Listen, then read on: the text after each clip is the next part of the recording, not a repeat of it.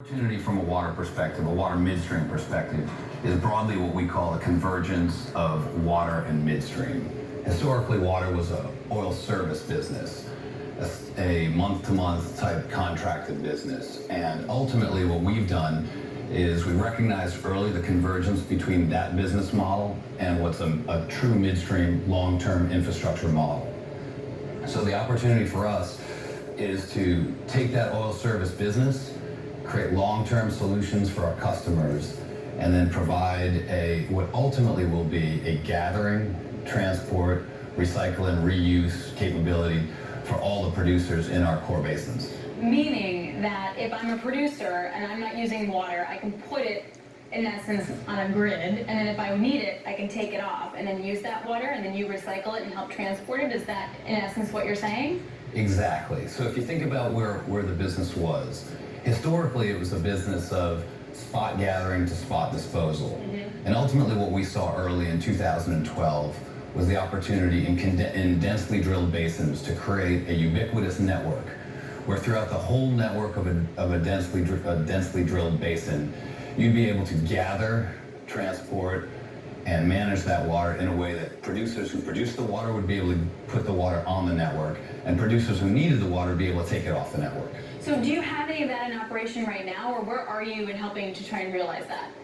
We do. We're very active in the Permian, in the Arkoma Basin, and the Eagle Ford. Specifically in the Permian, the southern Permian, the Texas part of the Delaware Basin, we're the largest gatherer and transporter and manager of water in the whole basin. Today we have over 500,000 acres dedicated to our network that spans throughout the whole basin. I mean, that's a capital-intensive business too. So what's the return profile like, and sort of how long does it take to get there? The returns are attractive. In fact, if you look at the return on investment, effectively, part of the reason why we're so successful doing this is it provides a phenomenal service for producers. It takes them from needing to pay trucks, which can be anywhere from $2 to $3 a barrel, to being able to deliver into a phenomenally redundant and reliable network at approximately 30 to 40% of that. So 65 cents a barrel. So how much do you make off of that? So the EBITDA margins are approximately 50 cents a barrel off of 65 cents of revenue. But more importantly, that's a return to the capital that's deployed to build out the network. So at what point then do you not have that cash burn? Like how long does it take to sort of build out that kind of project? Well, effectively, the beauty of the water infrastructure network is you can build in small pieces. Due to the adding capacity is not a long infrastructure, long dated capacity build out. So effectively, to the extent that we hit a capacity, for instance, on a network, we can add new infrastructure $8 to $10 million per pop, rather than needing to go out and build for a 1 year period, for instance, in $100 million increments or something. So part of what's so exciting about this is the continued Permian production, for example, and just needing to take away all of that oil and gas.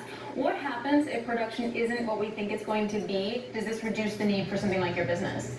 Well, production will increase and decrease over time. The energy sectors are by definition volatile. So we will go through periods where drilling will accelerate and decelerate depending on where oil and gas prices are. But the reality is that we need the Permian and we need these core shale basins to meet long-term demand. And as a result, as long as you need oil and gas to meet long-term demand, you'll need a water management business to manage the water that comes out of the well as well. So then where are you going to move now? So you mentioned you are in the Permian, you're in the Delaware. Are you working in the Midland? Or where else are you going to expand, and when is the time frame for you for that? Sure. As we speak, we're working hard on a strategy to build out a network similar to what we've done in the Texas-based Delaware and the northern Delaware in New Mexico. Other markets for us are the Midland and the Niobrara in the Rockies. And when you talk to investors, what kind of interest do you have now from investors, say, a few years ago? And I'm trying to get at all the private equity money in the space that all wants to go invest in infrastructure. What does that do for you? Well, it's a great question. Going back 5-7 years ago when we started our firm, one of our core themes was the convergence of water and midstream. And the idea there was we saw something that we feel like others didn't.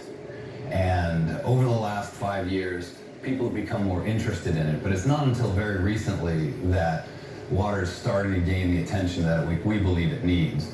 So effectively, as recently as 2 years ago when we formed WaterBridge, for instance, we built a business when others weren't attracted to the industry. We built a business that is now the biggest business in all of North America. All right, David, really great to get that perspective. Love the beaten path take. David Capobianco of 5 Point Energy, thanks a lot. And coming up, Italy gets a lifeline with an extra week to get its act together or risk EU